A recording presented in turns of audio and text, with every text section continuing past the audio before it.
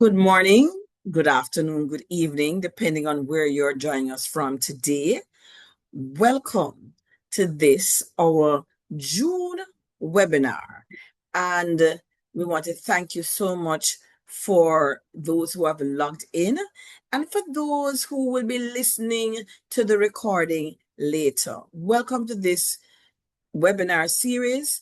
Today's topic, parenting as public infrastructure.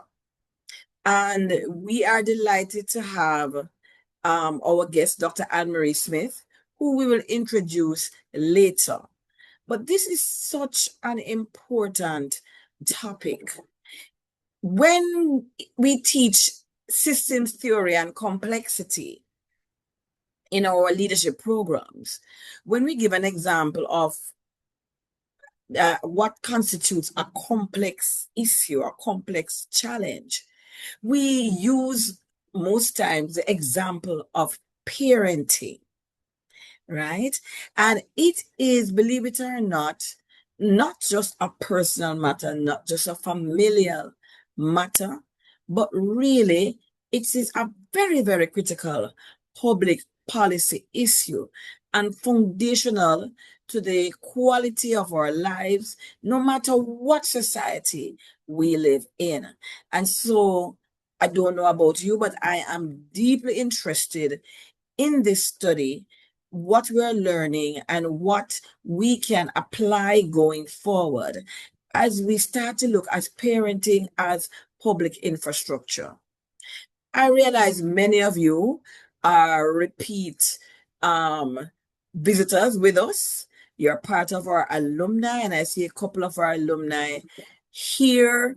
Sean from the Jamaica Defense Force, Sheldine from Barbados, and quite a few others. Jennifer King, current participant.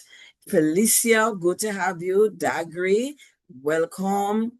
All of you, just welcome, welcome. I see Avalon, and just pointing out the names of the alumni that I see here. But there are others who are here. And so we want this to be a very, very positive learning experience. And so we want to remove our distractions by muting our phones, closing other software applications apart from Zoom on your device.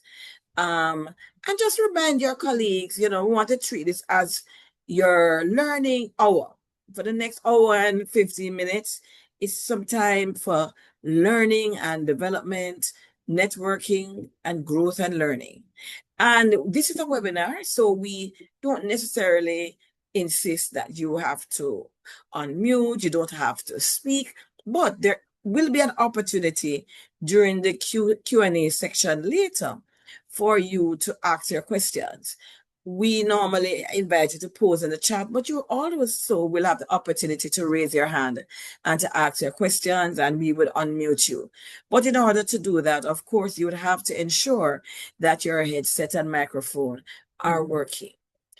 And so, before we get into the topic, we always want to know where in the world are people joining us. Now, I know typically, being a CARICOM regional organization, we normally have guests from the Caribbean region. But I do know that today we are likely to have guests from other parts of the world. And so we want to invite you to use the chat and tell us where you're joining us from, which country, and if you are joining from an educational institution, whether it's a Ministry of Education, a commission that deals with education, any type of institution that deals with education, parenting, social services that deal with family support, whatever related area, we want you to also tell us in the chat. So, of course, I am joining from Jamaica, even though CARICAD is headquartered in Barbados. Our guest is joining from Jamaica. Denise Matthias Thomas is joining us from Antigua. Welcome, Denise. Karine Francis. Welcome, Karine, from the Early Childhood Commission in Jamaica. Jennifer King from Barbados. Sheldine, another alumni, also joining from Barbados. And Sheldon now wears a different hat, but certainly has a long history in the area of learning and development. Kimoy, I hope I'm pronouncing your name properly, Kimoy, joining from the Early Child Commission in Jamaica as well. So good to have you. And so, Jennifer, oh, that's so interesting. I was going to say Jennifer King, apart from being Jennifer, I don't remember your job title, but I know you're a senior public servant in the Jamaica public servant. But also, I know you're very involved in the Girls Guide, and Denise is also a leader from the Antigua and Barbuda Girls Guides Association. Yes, thank you so much. Anybody else who wants to be sharing with us? Where in the world are you joining us from today? You can just type that in the chat.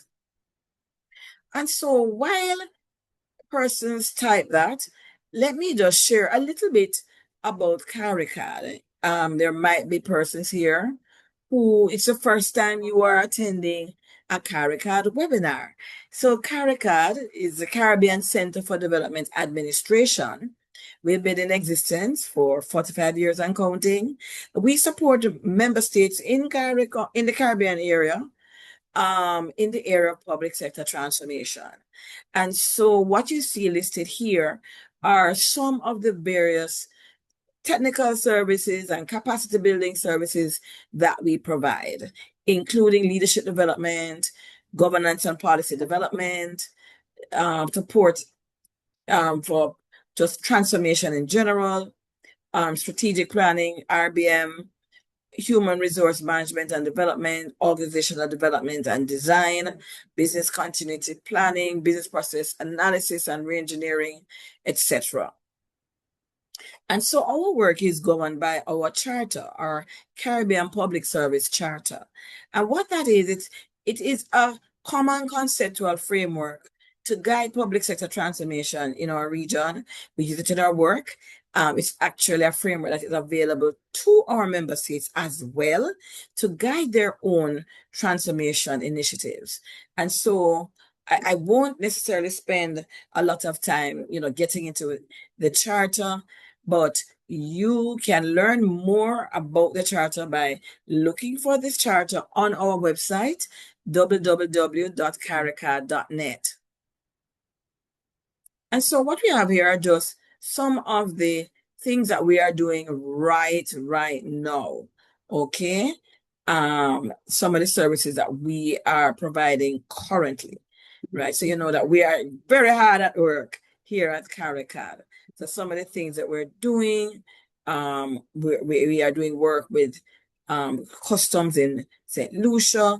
We are working doing a lot of work in the government of Montserrat. We're currently delivering our transformation and leadership development program, as well as our customized leadership development program for the government of Anguilla. We continue our partnership with the United Nations Department of Economic and Social Affairs and ECLAC.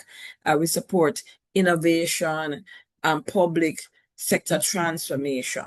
Okay. So, before we bring on our guest today, I am very curious about why did you join? Why did you register for this webinar? We are going to assume that you have a particular interest. And so it also helps us to know where's everybody coming from, what is their area of concern as it relates to the topic. And so it helps us to understand, some of the questions that you want answered. Not that we are committing to necessarily answering every single question, but why is this topic important to you? I invite you to put that in the chat. Why is this important to you? Why is it important perhaps to your organization or to our region, to our countries, to our public services, right? Why is this topic important to us, to you personally, to our community? And so I'm going to invite you just to have a little think and to put it in the chat. right? And while you're doing that, you will see in the chat all the information about how you can contact us and follow us in the chat. You see our link to our email address, our website, how you can access our newsletters, our YouTube channel, our Instagram and Facebook and LinkedIn pages.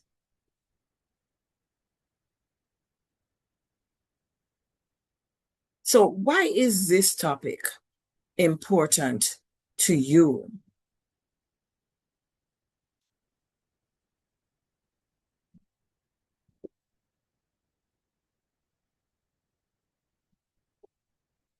While we're doing that,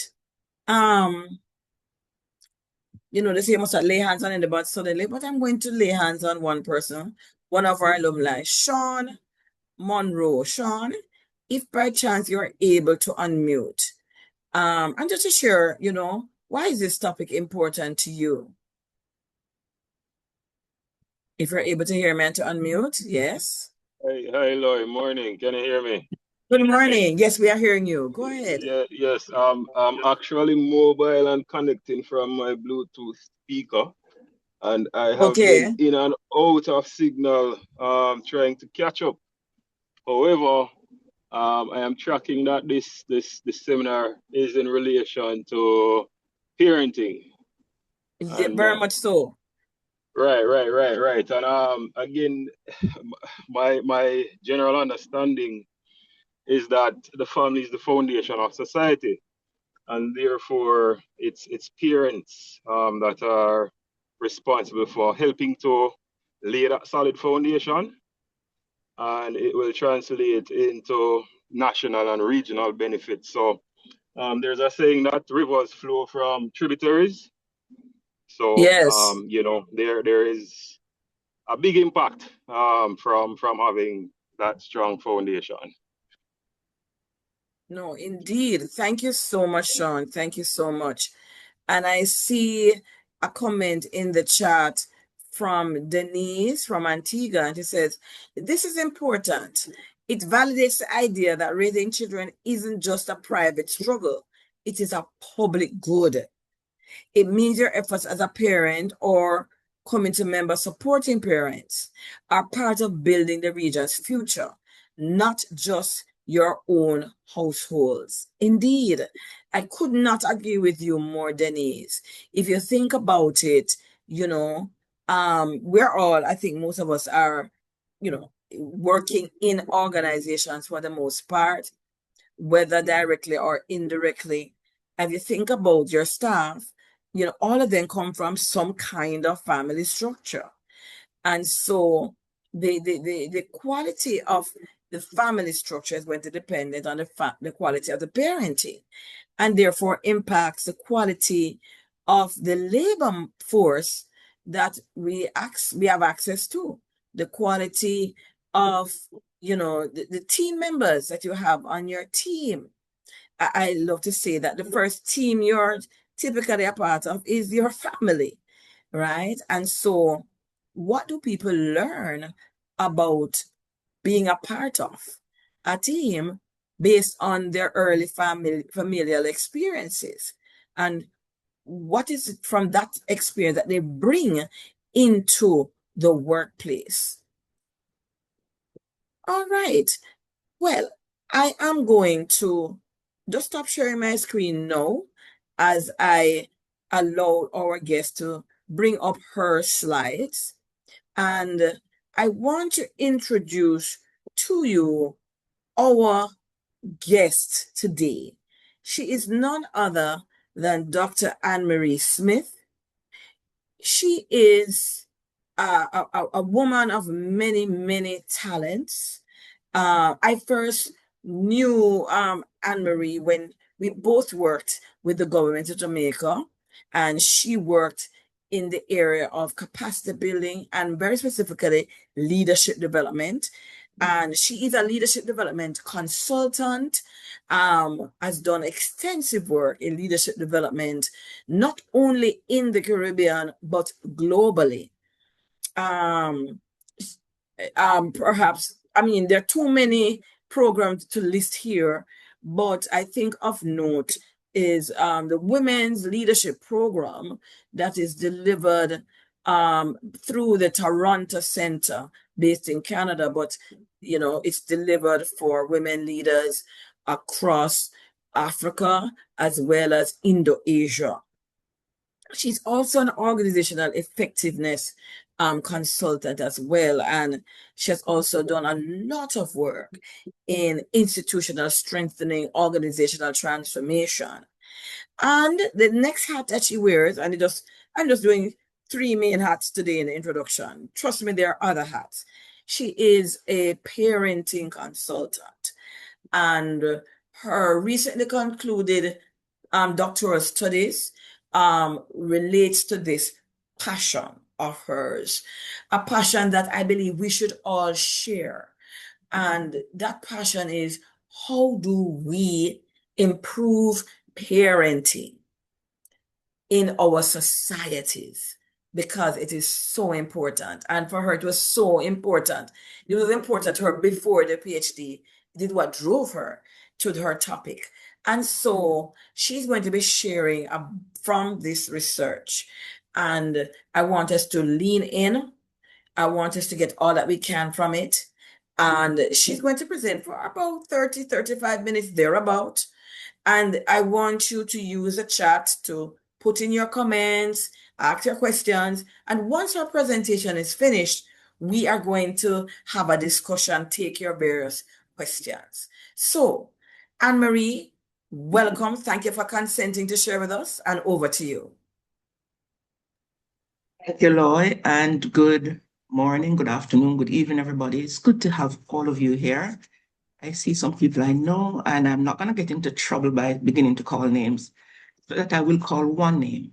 I see a friend of mine, Joseph, all the way from the African continent, was joined. Joseph, it's good to see that you are here.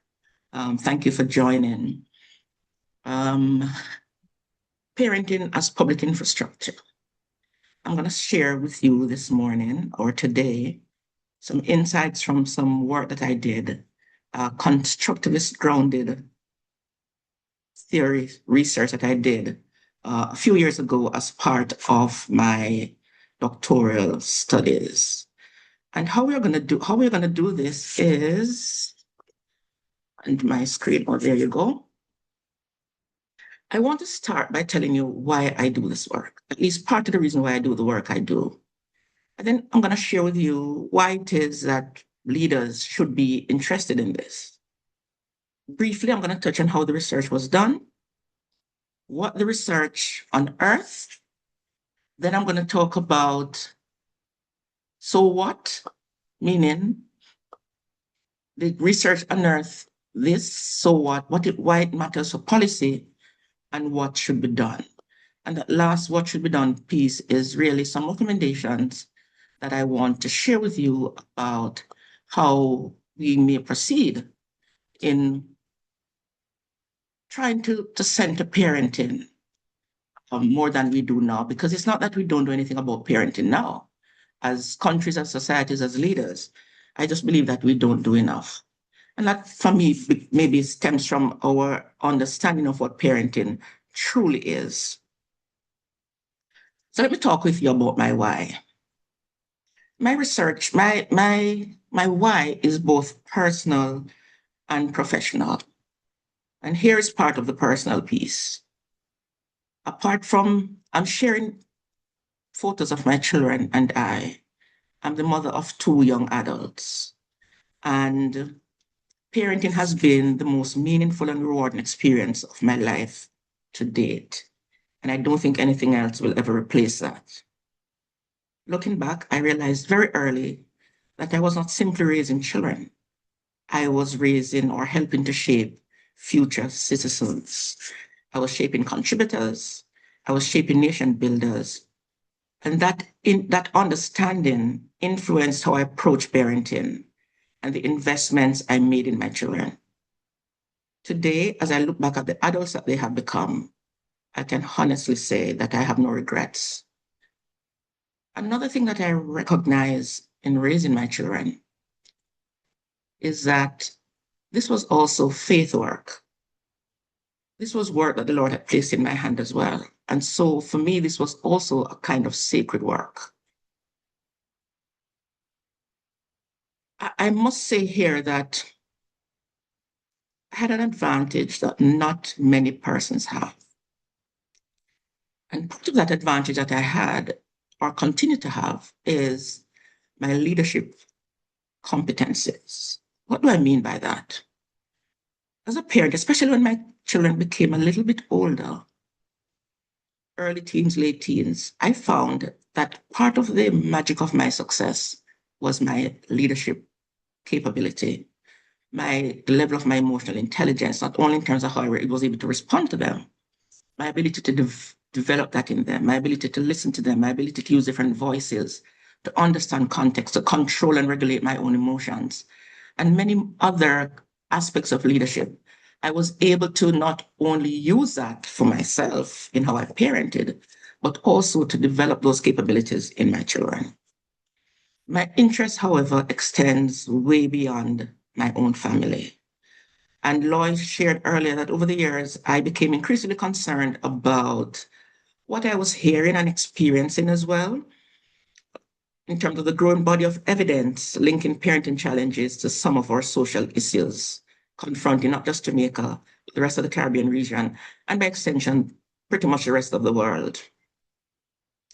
Policymakers, educators, journalists, researchers, they've repeatedly highlighted the consequences of what they consider to be ineffective parenting, including poor educational outcomes, behavioral challenges, violence, crime, and weakened social cohesion.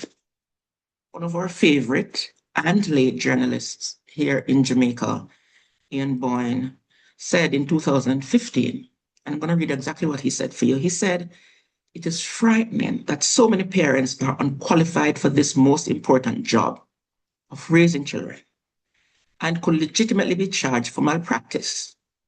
They're a threat to children's lives and the lives of those children's victims."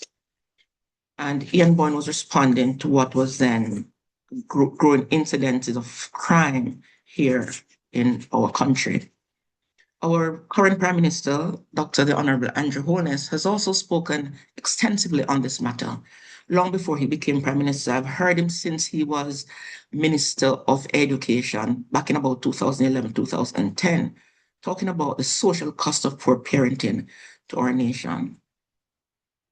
I also observed and continue to observe that much of the parenting education available to us, available to Jamaican parents, and I want to think to parents across the Caribbean as well and in other parts of the world, these education opportunities are influenced by frameworks, by models and assumptions developed elsewhere. And while many of these are valuable, and they are valuable, I began to ask myself a simple question, and the question is, what can we learn from lived experiences of Jamaican parents themselves? And this research emerged from that question. It sought to understand how Jamaican parents make sense of parenting, how they learn to parent, and how they navigate the realities of raising children in a rapidly changing world, and how they can best be helped. I want to suggest that if parenting helps to shape the citizens upon whom societies depend, then understanding parenting is not simply a family issue. And I saw that coming up in the chat. It's a national development issue. Now, when we hear the word infrastructure, right, we immediately start to think about roads and bridges and ports and water systems and digital infrastructure and so on. And that's not wrong. That's absolutely correct. Because these are the foundation that support economic development right across the world. They support public services and they support national development, of course. But today I want to invite you to consider another form of infrastructure, one that receives far less attention, yet has profound influence on the future of our societies. I pause to say here that one of the things that has been niggling at the back of my mind, and perhaps at the front of my mind as well, for a while now, is the fact that there's so much money spent, so much money invested by organizations and companies and countries in developing leaders. But very little investment, relatively speaking, goes into developing parents. And I find that in the parenting work that I do, it is what I do with leaders that I do with parents. I want to repeat that. I find that in the parenting work that I do, it is what I do with the leaders all across the world, including here in Jamaica and in the Caribbean, is what I do with parents as well. So why should leaders be interested? Infrastructure is what makes other outcomes possible. Parenting is infrastructure because it builds the people upon whom all other forms of development depend. If you know, I'd like you to tell me a national priority that doesn't ultimately depend on people. When I look at Jamaica's National Development Plan and the development plans of other Caribbean countries, it is a people. It is a people. It is a people who we are depending on to make this happen. So I'm not going to spend too much time in the details of how I did the work I did, the research I did. But I use a constructivist grounded approach. And I want to pause again and tell you something. This was not my first attempt at doing a doctoral program. I would apply, I'd get accepted. I would have made my proposal about what I wanted to do, but something didn't feel right. I actually started one. It didn't feel right because it wasn't what I needed to do. It wasn't what kept me awake at night. It wasn't what I was passionate about. My passion is in children and family and in parenting in particular, because I believe that parents are at a significant disadvantage because of the less than desirable support that they get in this very important work that they do. So I decided to use a constructivist grounded theory approach to do the work. And what that means is that I didn't begin with a theory about parenting and what parents do or should do, and then look for the evidence to support it. I started out by listening to parents, to Jamaican parents, through a series of focus group conversations.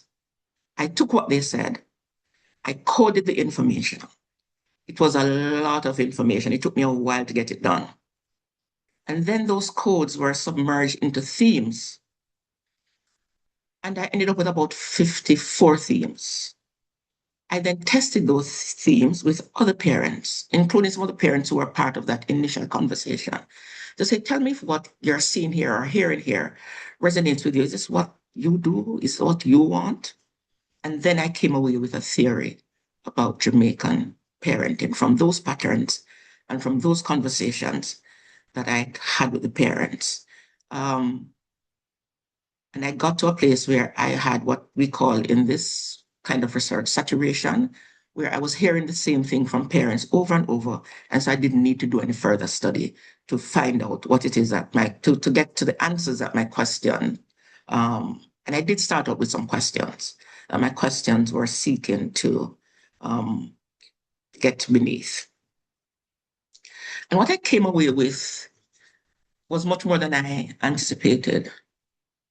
I came away with what I call a Jamaican parenting learning cycle.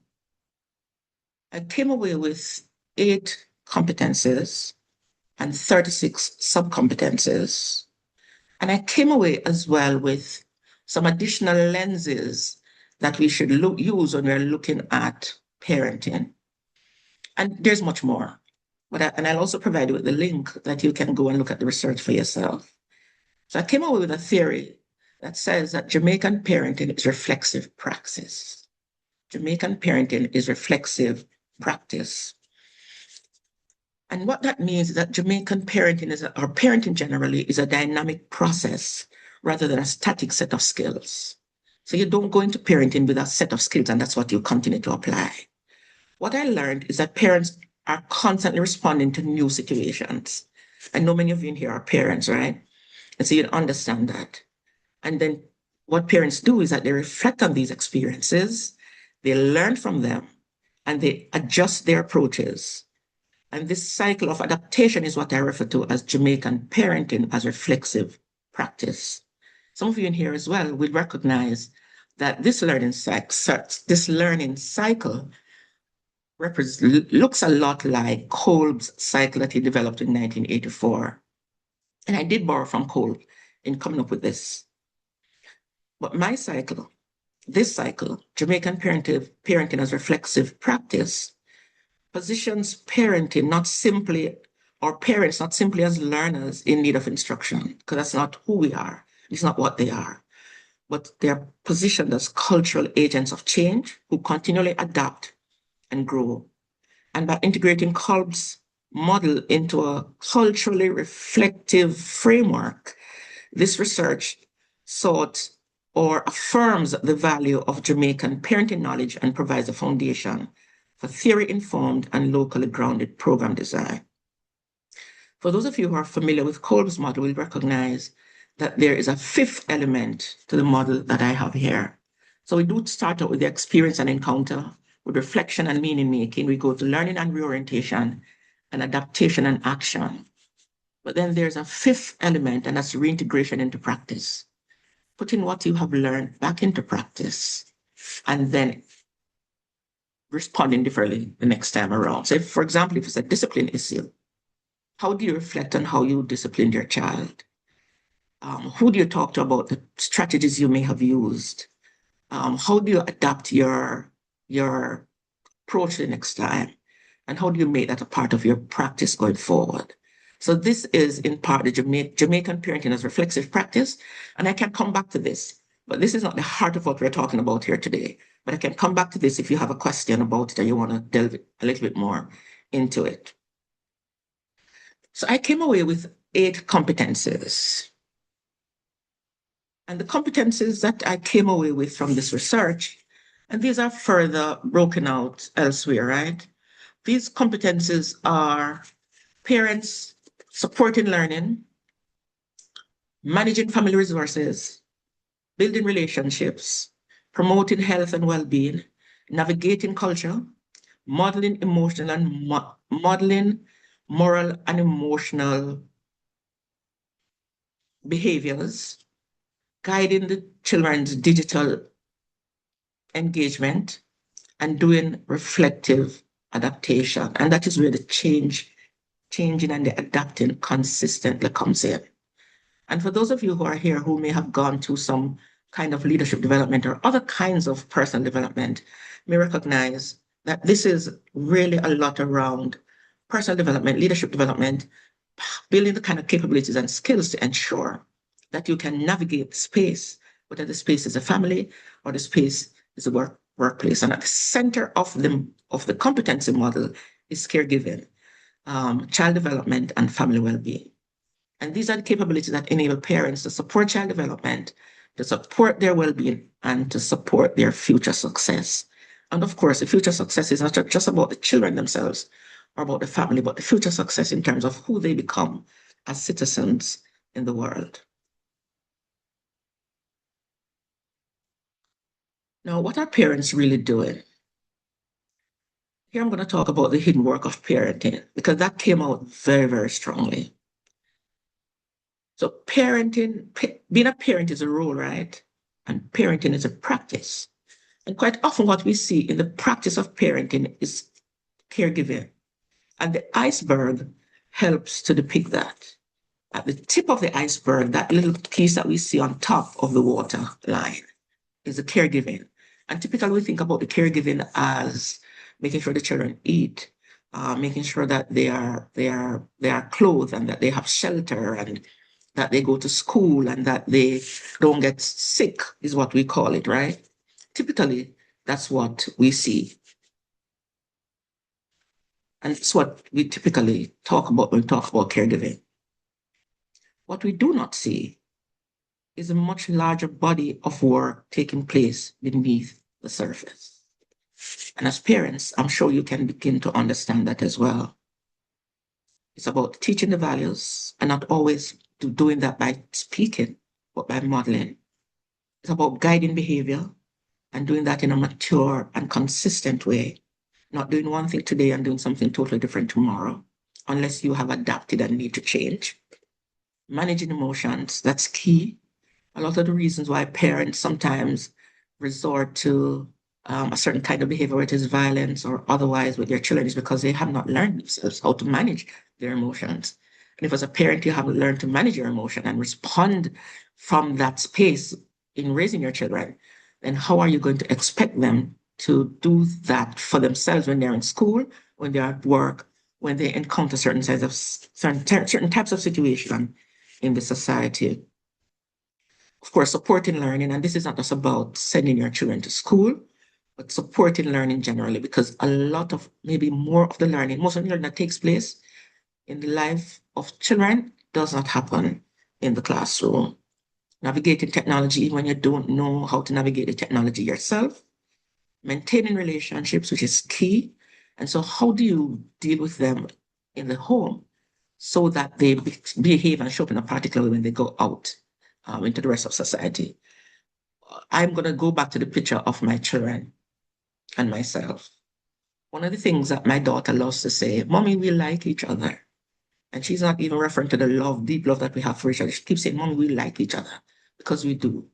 And because I was very deliberate about training them up, developing their capabilities and their competence and their understanding about how they treat each other, how they treat me, how they treat the family. And as a result of that, how they then extend that to how they treat each other. I had some other pictures here that I took off, and all of those pictures was of either my daughter sitting on my son's um, legs or my son sitting on my daughter. And I have those pictures from they were babies up until they became adults. The last such picture I have was from last year. He's taller than her. He towers over her in that picture. But there he was sitting on her lap, because it's about the bond they have, the kind of warmth with which they treat each other, but their understanding that they're responsible for each other and how it is that they care for each other. Parents in the study described hidden work as constant and ongoing responsibility, which is often, of course, invisible. But this is a work that helps to build capabilities, helps to shape behaviors and values that children carry into schools, into communities, into workplaces, and into societies. And that is where we talk about parenting failures, when the children don't show up in a way that we expect them to. In many ways, my friends, this hidden work is where the foundation of national development are laid.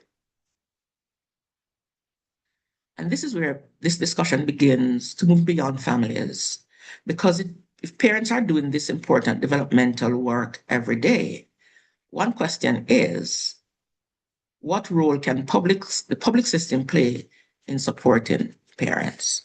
What role can the public system play in supporting parents? Before I go there, though, I came up with some, I'm going to call them definitions or descriptors of what parenting is from the research. And the first one is that parenting is, in fact, adult learning. And parenting is adult learning because you're going to take the parents into a classroom or into a church hall or whatever and train them. Parenting as adult learning because what I learned and what parents shared is that parenting is, in fact, learning. You learn so much about yourself, about your children, about people, about the environment when you parent. And so one of the taglines from this is parenting to learn, learning to parent. Parenting is also identity transformation because parenting changes you. There's a song I heard recently that talked about becoming a parent, taking away your selfishness. It should create a kind of self, cause it to be less selfish, because you give so much and pour so much into your children if you know how to do this well. It is also cultural and emotional practice, and it's a competency-based practice. So there are skills and capabilities that are developed or that can be developed as a parent. And where we're going to be focusing today, parenting as public practice and national development. Parenting as public practice and as national development. Um, I think I expand on these slides a little bit, but I'm going to focus on the one that speaks to parenting as public practice. It's both personal and political, not just about you as family. And one of the questions I contended with when I started on this journey is whether we would get to a place where parenting education is seen as something that's compulsory. And how would governments get parents to accept parenting education, especially if you're taught, starting with them when they're already parents and adults. It's one thing if you're starting with them when they're children in school and so on, but it's another thing if you're starting with them as adults when you're saying you have to allow us, you must become a part of this learning intervention or this development intervention, because family is private, right? Parenting is private. At least that's what we are schooled to think. And that's what I used to believe. But I came to recognize that parenting is public practice and national development, and that parenting education is an investment in national development, in child well-being, and in social transformation. And this is key. I want to return to the conversation of parenting as infrastructure.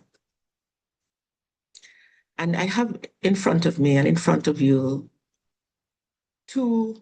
what I'm calling two different forms of infrastructure. Roads is one form of infrastructure. I saw something this morning that said that Grenada has embarked on this massive infrastructure development project. They're not just developing their airport and their ports and so on, but they're also doing and planning to do massive work on their road network. Jamaica has been doing that kind of work for a while, and I'm sure it's the same in other parts of the Caribbean region, in other parts of the world. So we immediately think about bridges and roads and so on, and we think about or talk about infrastructure because we recognize these as strategic investments because of what they create. They create conditions for economic activity and for national development. So roads, for example, facilitate trade, they facilitate mobility, access to services, and investment. And we recognize their value because we can clearly see the connection between those outcomes and national development.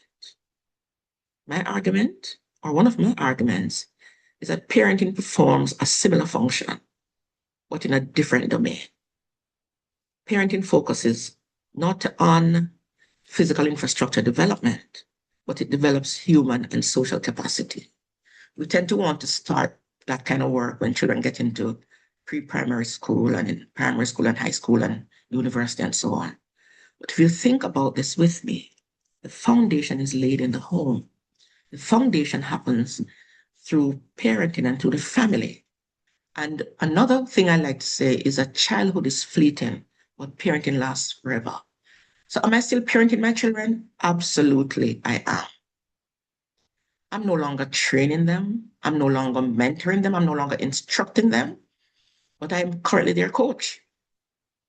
At least that's the approach I take with them as their parent. They come to me sometimes with issues that they are confronting. And what I do is I help them to think through how they need to move through these issues by asking them the same kinds of questions that I ask leaders and other parents in my coaching work. So parenting doesn't end when they finish primary school or secondary school or tertiary studies, or when they start to work or when they move out and live on their own. None of my two live in Jamaica. They both live elsewhere. They don't live together either, but I'm still the parent. I call it my second chapter of parenting. I'm still their parent, and they still come to me for that kind of support. And one of the important things and interesting things is that not only am I their coach, but they also now use some of those same strategies on me by trying to coach me and ask me certain kinds of questions when they see me struggling with something or having certain kinds of questions about something that is happening with me. So again, going back to the competencies, parenting helps to develop learning, health, values, resilience, and other human capabilities that children carry throughout society. And these capabilities ultimately contribute, of course, to our national development, which is so important to us. And it does that just as surely as physical infrastructure or technological infrastructure. Again, I want to reiterate the difference is that one develops economic and physical capacity, while the other develops human and social capacity. And if we were to readily invest in the infrastructure that moves goods, perhaps we should pay similar attention to the infrastructure that develops people. Because not all infrastructure is concrete, and not all infrastructure is iron or wire. I want to reiterate that. Not all infrastructure is concrete. As I have been sharing here, and I've seen some of you put in the chat, at least one of you put in the chat earlier. Some of the most important infrastructure we have is found in the relationships and the environments that shape human development.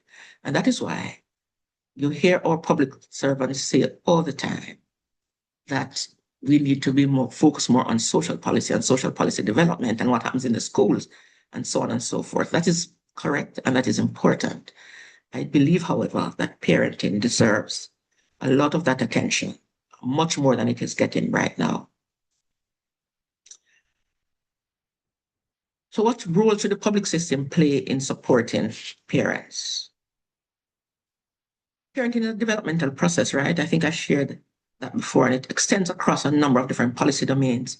So there's no one part of government or not any one part of our life or lives as public officers or as leaders, as workers in whatever, as development practitioners that should focus on parenting. If I go to my next slide, you'll see here, again, at center, I have parenting as public infrastructure. And I have just a few of those areas of our lives of society that should be coming together to focus on this important work.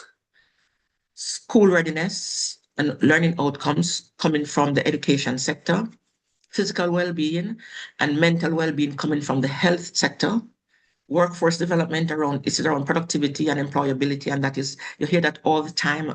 A lot of you who are leaders in your organizations, when you come and you say, I want to have a learning solution, I'm having these kinds of issues in my workplace. It's about productivity, it's about employability, it's about attitudes and so on. And those things are things that parenting can help to create and carve.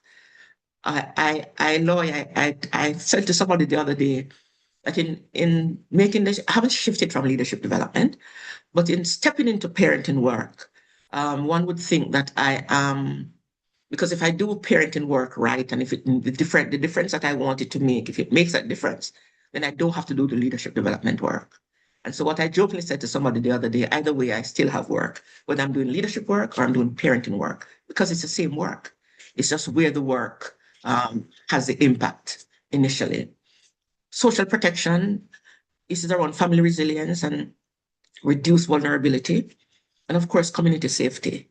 And if we have that national development, then we have what we're citizen well-being, economic growth, social cohesion, human capital development, and of course, resilience. And resilience, it comes in a number of different forms, right?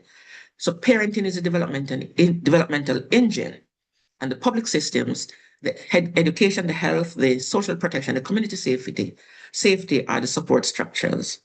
And national development, of course, is the outcome. Yes? So parenting is an engine of growth, just as we say the public sector is an engine of growth, the road network is an engine of growth, the ports and the airport, and so on and so forth are engines of growth. You know, Jamaica recently went through this really devastating hurricane, Hurricane Melissa. And there's so much work that has been done to build back our infrastructure. And there's talk about work that needs to be done to build back the human infrastructure. So there are some things that are happening. I don't think enough is happening. And I definitely do not believe that the parents are getting the kind of support that they need to get to ensure that even as we build back our physical infrastructure, our technological infrastructure and so on, and put in new ones as part of the resilience building, that we're doing the work with parents that can help them to help their children to become more resilient, to be better able to bounce back, whether it is in the education space. A lot of them have not gone back to school. I heard news here in Jamaica this morning that one high school reported that up to 50% of its 11th grade students, what we call fifth form in some contexts, have not come back to school since Hurricane Melissa. Now, that boggles my mind, because how is that possible?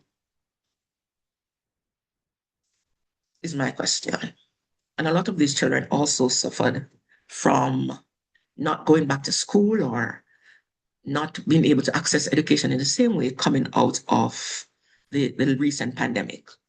So what is happening to those children? And what is happening to those parents? And those children are going to become parents soon. Some of them may already be parents.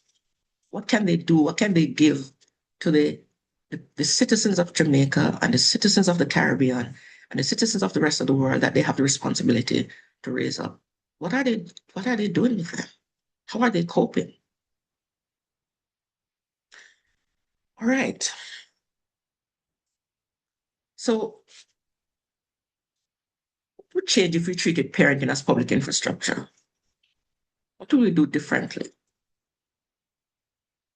That's a question I am putting out there. But I'm going to share with you some of my recommendations. I'm recommending that we move from parenting programs to parenting systems. What do I mean by that? There are lots of parenting programs. When I did this work, and even before I did this work, whether it is through the National Parenting Support Commission here in Jamaica, or it is through the Early Childhood Commission, which is represented here, whether the schools themselves, the Ministry of Health, we have a lot of parenting programs. But what we think we need, I believe, is a parenting system that is studied through schools, through health centers, through community services, through faith-based organizations, and through social protection programs. And I've just put a few of them here. There are others I could have placed here as well. And so how do we ensure that the system allows us to be consistent in what we're doing with our children? Parenting support, my friends, should not depend on isolated projects or donor funding initiatives.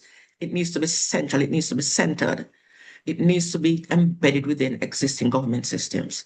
And I know there are those of us who will say, but that already happens.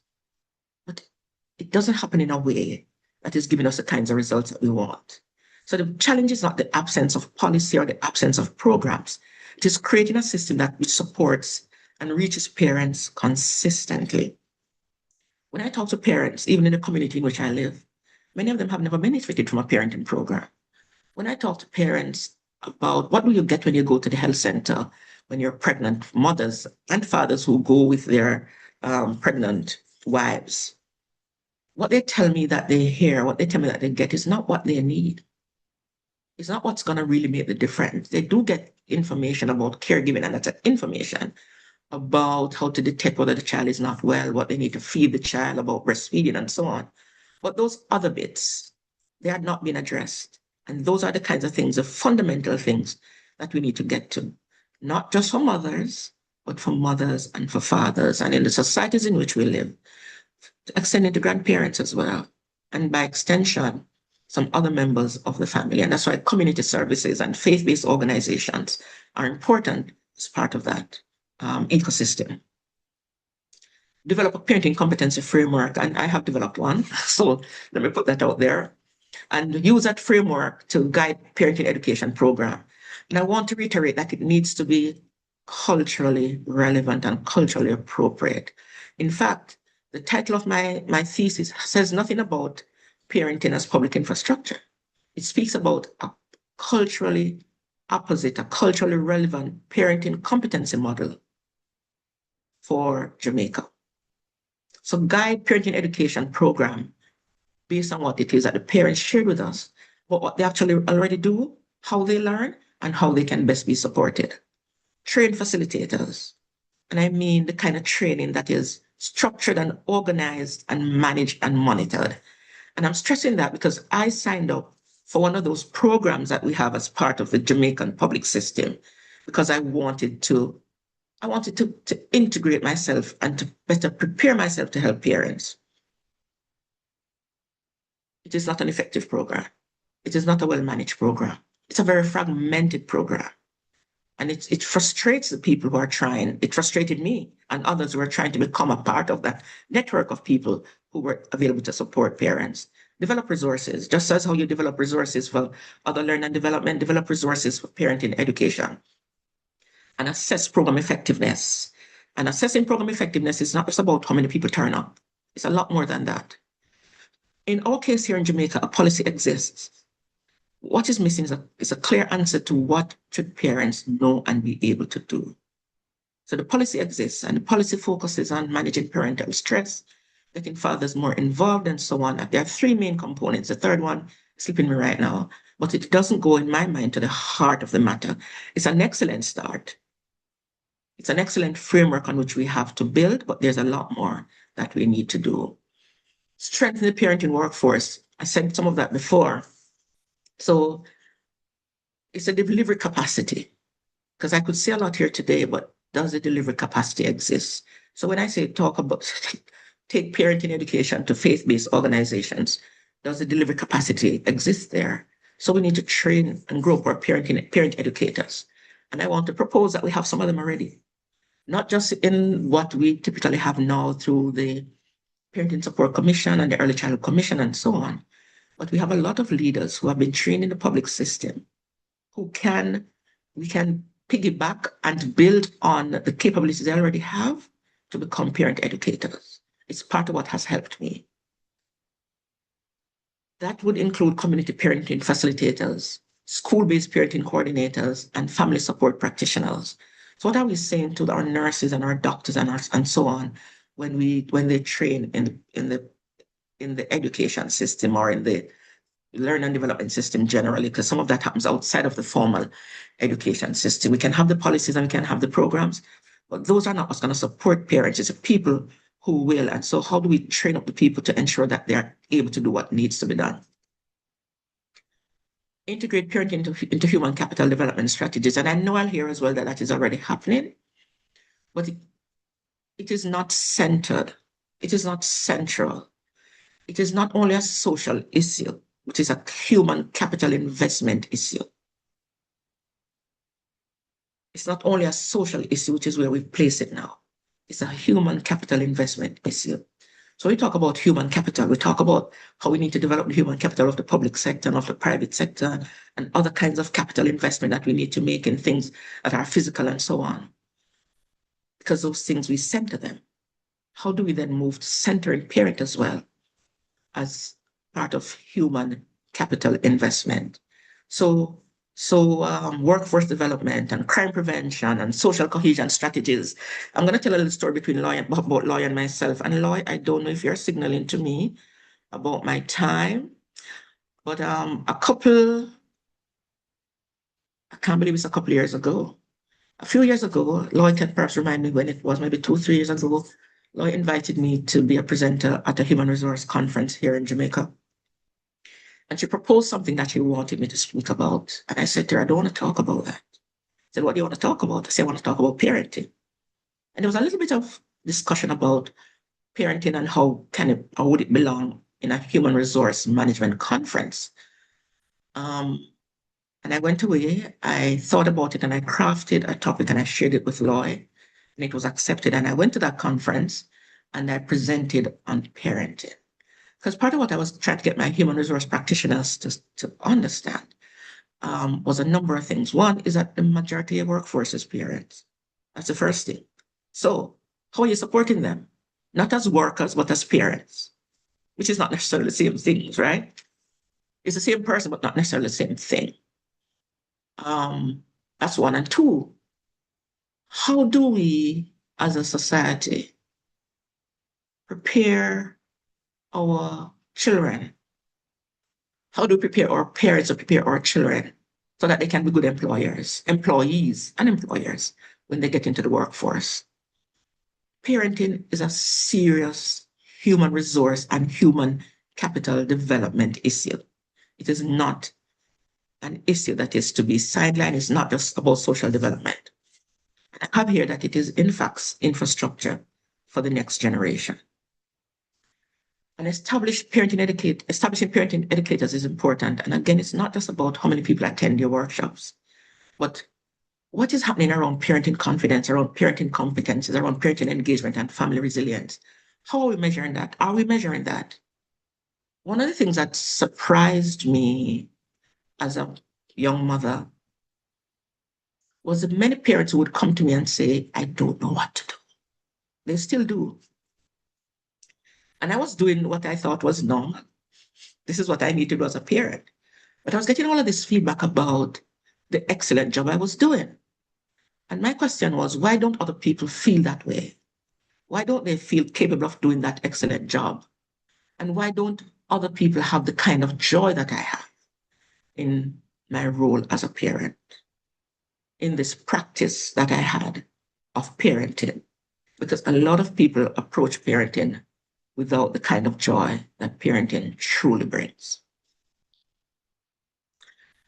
Develop Caribbean-based parenting knowledge. And by that I mean a lot more research around parenting from our region, developing indigenous parenting frameworks. I have developed a competency framework, but we need more than that. And developing contextually relevant parenting resources and move away from using just what comes from elsewhere in the world, because their issues are not our issues. Their culture is not our culture. And I want to propose here or to posit here that our culture is a significant pillar of what supports our parenting. The parents I spoke with, culture was so key to how they parent and the kind of support that they need to be even more effective in their parenting practice, I want to call it. We as Caribbean parents deserve parenting guidance informed not only by our international partners' evidence, Yeah. but Sorry, there, it's also our Anne-Marie. own Just Caribbean realities. Yes, Lloyd. hello, Anne-Marie. Just making you aware of the time. All All right. right. I'm pretty much there. So it's important for us to develop Caribbean-based parenting knowledge. In my country, in Jamaica, in my communities, we often talk about building the nation or nation building. My research and my experience tells me that nation building begins long before citizens enter the workforce, before they cast a vote, or before they assume leadership. It begins in families and through the everyday work of parenting. And I thank you.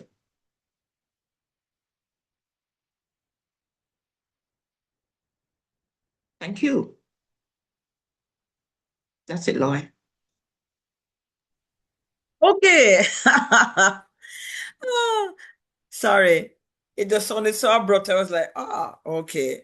No, really, you've really given us a whole lot of food for thought. Um, Let me go straight into the question. So Cleon has a question, and that is well, a comment and a question. It says we also have to understand parenting in a wider context, the political, economic, cultural systems that impact parents and parenting. So the question, how parents are and can be supported. Okay, let me make sure it's we type that, the thing go very quickly. But it's really about talk to us about the fact that support for parents, it can become very layered and very nuanced. So it's not so straightforward.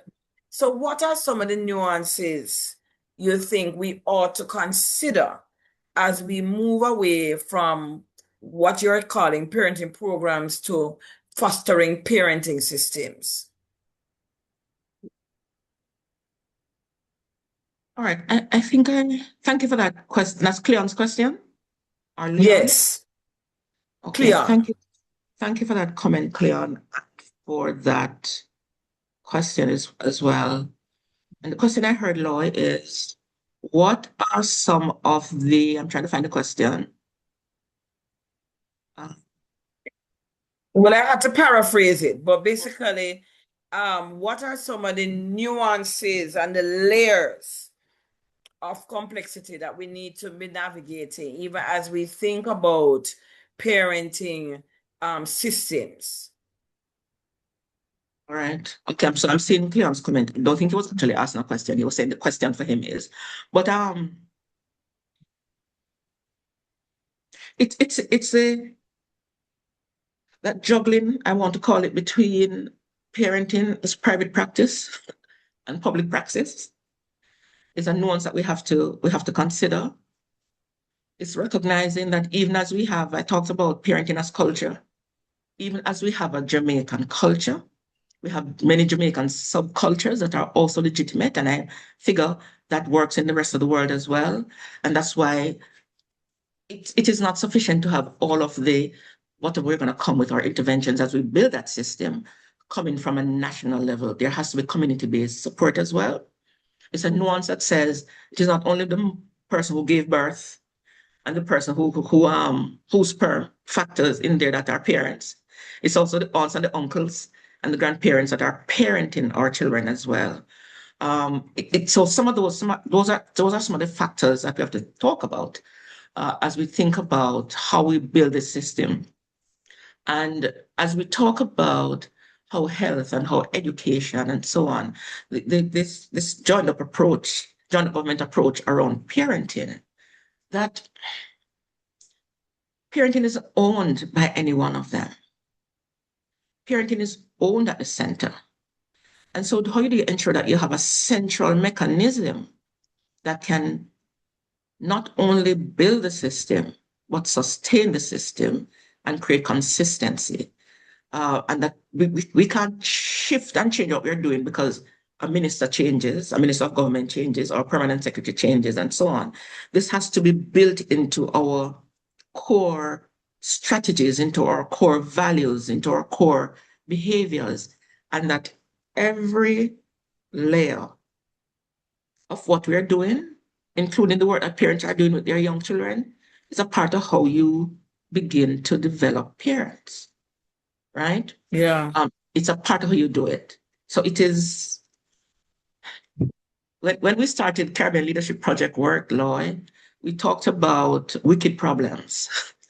Parenting is one of Yeah. those wicked problems. It's a massive issue that has no one answer and can be solved by no one response or no one solution. We have to come with a multiplicity of different ways of approaching this issue of parenting, practice of parenting. But first is to recognize its importance. Yeah. And I think even as we talk about it as public infrastructure, so there is a place for government action, Absolutely. but public infrastructure is public. It is all of us. It is multifaceted. It is going to take every sector of society coming together in a sustained way to build our parenting systems. I see a hand up. Karen has her hand up. So Karen, you should be able to unmute and giving you the permission. Yes. Go ahead, Karen. Good morning, everybody. I am so excited by what I'm hearing here. And I want to thank you so much, Dr. Smith, for it. I would like to continue to have contact with you. And so I want to just give you quickly my telephone number so that you will be able to call me and we can talk, because this is information that should spread throughout the Caribbean. And I'm very interested in how we get this kind of information into Trinidad and Tobago. Um, it is really novel. It is a new approach to parenting, and it sounds to me like a very feasible approach. It also sounds to me like an approach that could help with developing resilient Caribbean societies. And as a result, and we in Trinidad and Tobago are speaking specifically about resilience these days. And so if I will just give you my number, 868 352. Hold on there. So It might, just I place would my recommend, just for your own safety, maybe not share your number like that. But what you will It's see in the okay. It's chat, okay. It's not a problem because, no. But in the yes, chat, Dr. put it in Smith the has put chat. her email address. You can put your number in the chat, and she has already, once you said you wanted She's to put make her touch, email address. it's in All the right. chat already. And so it's All there for right. anybody else as well. If you want to have a follow-up discussion with Dr. Smith. She has put her email address in the chat. And Yes, so Karen, you can put your number in the chat as in well. the chat. And All so we right. could, yes, No because problem. we Thank you are so much, and recording, we thank are you for recording hosting this, and so this program. Thank you. Thank you. Thank you. Deep gratitude. Deep gratitude you to you are and Dr. most Smith. welcome. Karen, is this your first webinar, CARICAD webinar? Yes, it is. Yes, it is. Oh, well, special welcome. And I trust it Thank will you so not much. be your last. I trust that myself. So, with the information I'm putting, I should be able to get into my WhatsApp some notifications in future. Yes? All right, great. Yes. Okay. Karen, if I Thank may, you so much. Lloyd, if I Go might just ahead, say, Karen. if I may just say thank you to Karen. Karen, and as Lloyd has shared, I have put my email address in the chat, and feel free to reach out to me. I'd be happy to speak with you Yes. further. Thank you so much. Will do. Will do. Okay. All right. Also in the chat as well, when the time comes, is a link to our evaluation poll, because we always like to do, an evaluation of our webinars. And so we want to get your feedback as well. And so we still have maybe 2 more minutes or so of Q&A, 2, 3 more minutes. And so if there are any additional questions, we are quite happy to take them. I see in the chat so many people talking about, how much they love the webinar. Let me ask you a question, Anne-Marie. So let us say, for example, you are a principal of a school, or you are like, person from the Early Childhood Commission, a similar type of organization, and you are thinking about how do we actually move from just treating parenting as a program on the side to being an integral part of the system and improving our parenting system. Where could they start? Where could this ball start? Yes, where would they start? They're saying, no, this thing sounds good, but I mean, know it's needed. Where should we start? So Lloyd, I believe that every organization, every institution, including our schools, whether those are the very basic pre-primary level or the secondary level or so on, that we have to decide what we want. What do you want to accomplish? And who and what is going to get you there? Who are your key stakeholders? Who do you need to engage? Who's going to support you? And if principals were to map their key stakeholders, their key clientele, it's not only the students who come to them, it's the parents as well, including past parents. And it's not just those who are part of the Parent Teachers Association. So how do you get the parents to be fully involved and fully integrated? As somebody who used to go to PTA meetings, right, and used to serve on Parent Teachers Associations, it was a very small percentage of parents who would be a part of that. So how do you build your plans and your strategies, not only talking about how many children come to school? So you're talking about your attendance rate and the results that you're getting in terms of test results and so on, but the level of parenting engagement.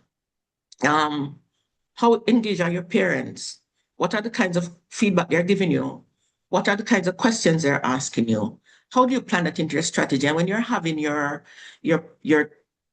training events with your teachers or your other members of your team, how do you ensure that you're preparing them to consider that the person, that their client is not only the child in front of them, but the client is the parent, and in fact, the client is also the wider society, the wider Jamaica, in the context, in the place of Jamaica, right? So it's strategy and planning and reaching out.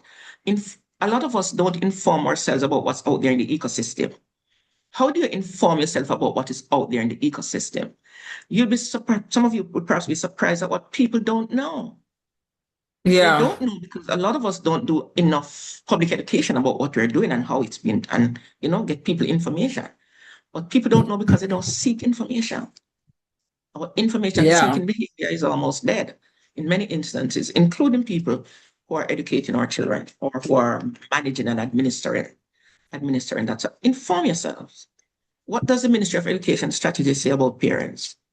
How does the National Parenting Support Commission, what's the relationship between that and the Ministry of Education? How many people know that? And how many principals or persons in education know about the National Parenting Support Policy and other such policies and what that means for them? Yeah. I mean, as we conclude, I think of this phrase, if we always do what we have always done, we'll always get what we have always gotten. So we have to be the change that we want to see, and we have to be prepared to do something differently if we want to see a difference. Dr. Smith, I thank you once again. I'm sure you're seeing all the thanks Right? in the So, chat, and I encourage people to give that virtual round of applause. You're about to say something else? yes, I'm seeing Rochelle's question in the chat. Shall we can speak Yes. outside of here? It's good to see you. I saw Pascal earlier. I don't see know if anybody else from that Yes, I did. former I did institution see Mr. is Pascal here. on your former work colleagues. Yes, and I see so many persons here that it's really good to have all of you. Rochelle is a new parent, so it's good to see you, Rochelle. And let's talk about the question you have posed. Maybe your institution is a Yes. part of that. Yeah, indeed. So as we close, I want to draw your attention to the link in the chat with the evaluation poll. I just want to briefly give you some announcements. The call is out for has been out for a while for a mid-level leadership development program. Many of you have been inquiring, have been applying. There is still space left. And so if you are interested in that, please do contact us at info@caricad.net. It's our virtual 3-month program, starts in September, ends early December. And we are also offering a group discount for organizations that are nominating 5 or more participants. So if you're interested in finding out more about that, email us at info@caricad.net. We also have a quarterly newsletter, and we're always looking for submissions of articles for our newsletter. So, Dr. Smith, we are going to be following you up for an article based on your webinar today. Some of the other services that we provide are, frameworks and other supporting documents to provide advice, guidance on various areas relating to public sector policy and transformation, human resource development across our public services, etc. And so go to our website, and you see our website there, and check out our digital explainer series. And we urge you to contact us, follow us on our social media pages, look back at our YouTube channel, especially for past recordings of webinars. There is a plethora of resources that are available to you. So just reach out to us, view our website, follow us on social media, and look out for our upcoming webinar. The next webinar will be July the 7th. And so you will see more about that. It will be looking at artificial intelligence in the education sector. So you definitely don't want to miss. It's also based on another research from some Caribbean national who did their EDD in this area. And so you definitely don't want to miss that. So on behalf of myself and the CARICAD team, thank you once again for your participation, your registration. We will be sharing with you a link to the recording as well as a copy of the key slides from the presentation today. Please do, again, fill out our evaluation. And thank you so much. Enjoy the rest of your work day and this work week. Thank you all.